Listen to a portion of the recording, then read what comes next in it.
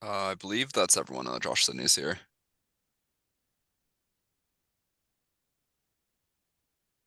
Okay.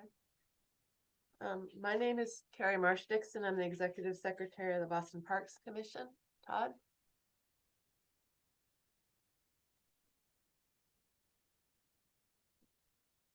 Max? My name is Max Ford Diamond. I'm the tree warden, city arborist, city of Boston. Liza? Liza Meyer, Chief Landscape Architect, Boston Parks. Todd? Oh, I'm sorry, did you say my name in there? But I'm Todd Meestor, the Director of Urban Forestry. Okay, great. This is a request to remove one honey locust tree measuring 19 inches in diameter at 131 Hancock Street in Dorchester. You'd like to make your presentation, please? Sure. Seems that screen sharing is disabled. On it, I'll do that real quick. Thank you.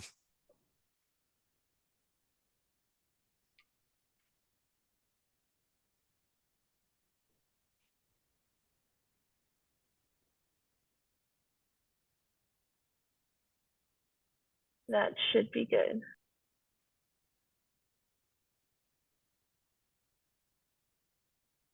Perfect. Thank you. So just to provide context for the site area, this is Hancock Street. The existing conservatory lab charter school exists at 131 Hancock Street. This is the Honey Locust in question. As you can see along the curb line in plan view, it is located right here at the corner of the property, the southeast corner. As part of this project, we are proposing an addition to the conservatory lab charter school, and per fire code requirements, we need 250 feet max access for a fire truck to reach the back of the building.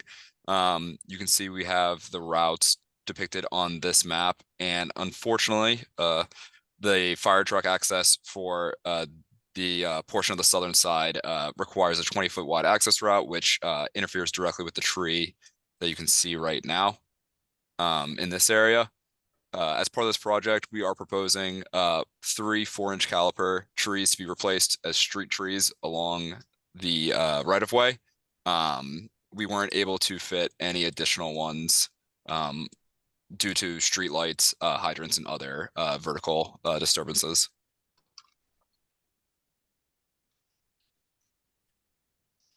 Is that the end of your presentation? Yes. Okay. Max? Yep, so I inspected the 19-inch honey locust tree. It's alive and healthy at the time of inspection, which is why we had to hold this tree hearing.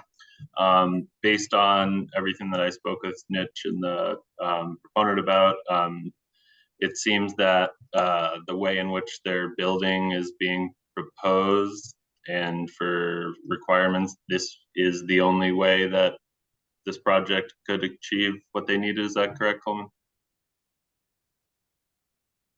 That is correct. Yes. Okay, Liza? And oh, sorry, Max, go ahead. and do you have approvals for other agencies in the city yet for this project? No. So, yeah, and I'll chime in on that as well. So we met with Todd Liming at PIC to discuss any PIC actions.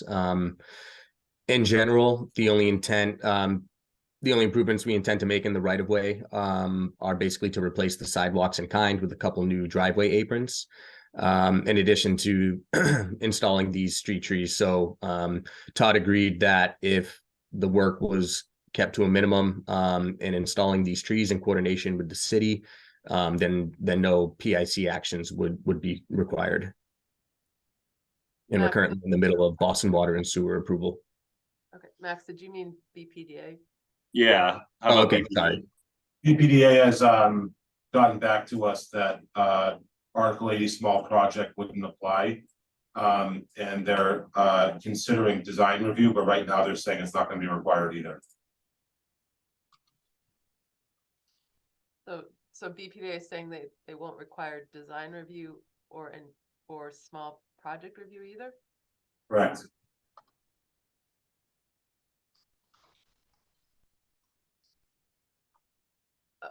And who are you speaking with at BPDA? Alexa Pinard. Liza, did you have any questions? Yeah, does anyone know offhand how wide the sidewalk is in front of, along here? I can do a quick takeoff.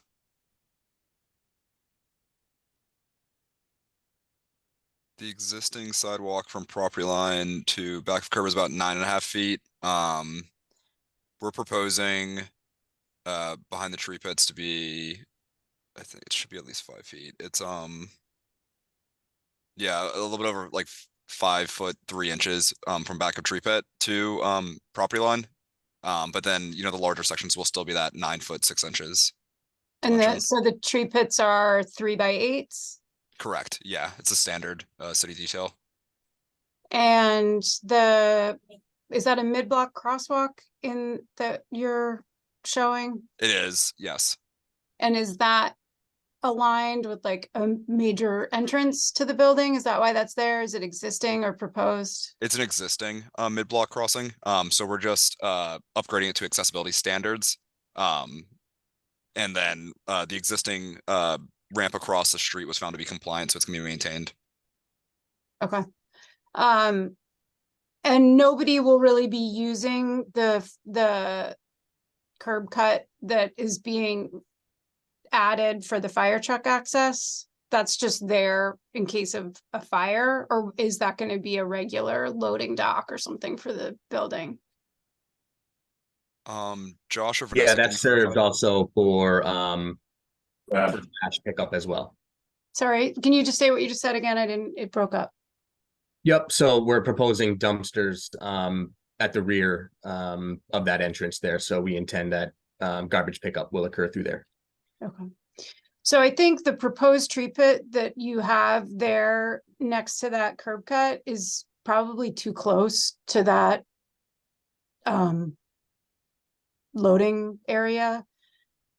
So if there's an opportunity to push that closer to the mid-block crosswalk that you're upgrading, or can you make the curb or the entryway for that narrower? Does it have to be 20 feet wide? 20 feet's the fire code requirement. So if you go thinner than 20 feet, that's when it starts kicking out the fire code requirements. We could look into moving that tree pit right next to the tactile warning pad and just having like a curb against that. It's not ideal. I don't know how Sarah's going to respond to that, but we I could don't look think into it. that's, I think, yeah, I don't think that'll work either. So maybe just see if you can get 5 feet from the edge of that curbstone and the edge of your tree pit. And if you can't, without jamming it up against that crosswalk, there may not be space for a tree there realistically. Is the Okay. concern just vehicle impacts with that tree when it's mature? Yeah. And then if it's a mid-block crossing, you're gonna have people tromping all over the tree pit too. Like, it's just, Understood. and I don't know, I guess I have the drawing in front of me, and it looks like there isn't space to add a tree between, if you were to pan up a little bit on this, there isn't, because of that street light, you can't put a tree Exactly. there. Yeah, street lighting has the offsets. And we'd be like right on top of the tree on either end. And there's a hydrant on this side. Mm-hmm. So it'd really have to be on this side, and it's either gonna be right against the parking opening, which for obvious reasons we just talked about we don't want to do, and then or it's right next to the street light itself, like touching it. And there's no space within the site itself to add any trees in front of the building, it looks like, right? I mean, that's something you could look at.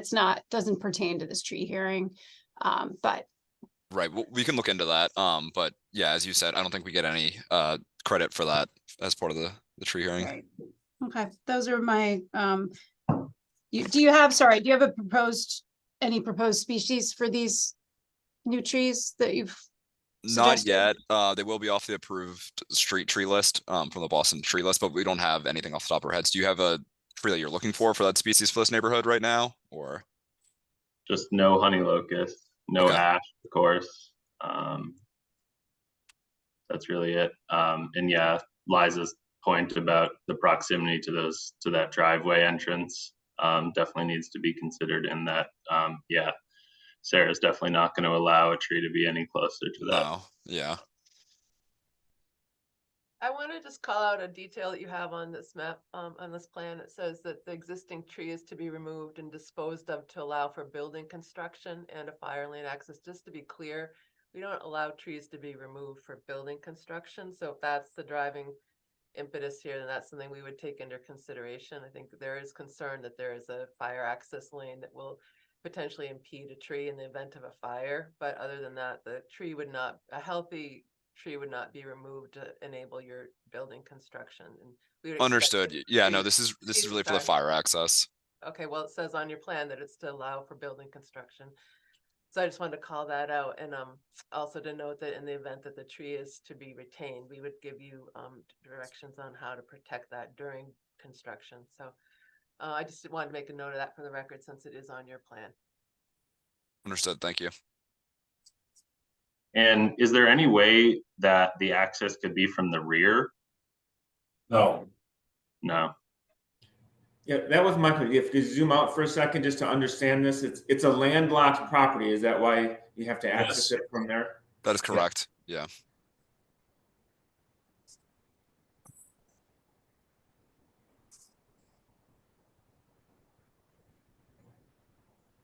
And then you're installing another curb. Okay, so you're installing the other curb north of another driveway to the north.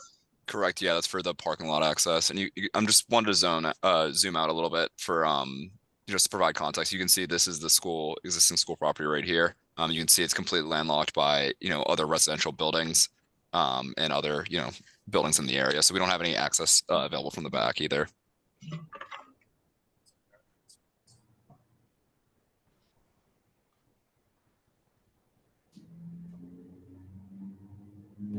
Sorry, Liza and Max, did you have any further questions? I do not. Okay. Nor do I. Do you have any public? Anyone from the public that wants to speak? If anyone from the public wants to speak, they can raise their hand.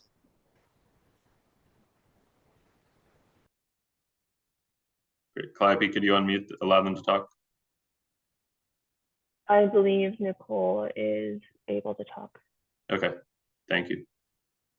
Hi, I just want to note, my name's Nicole Mack. I'm the executive director from the Conservatory Lab Charter School.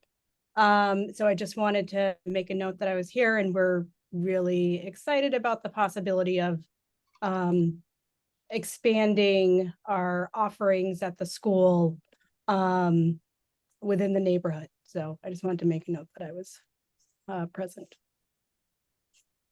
Else would like to speak?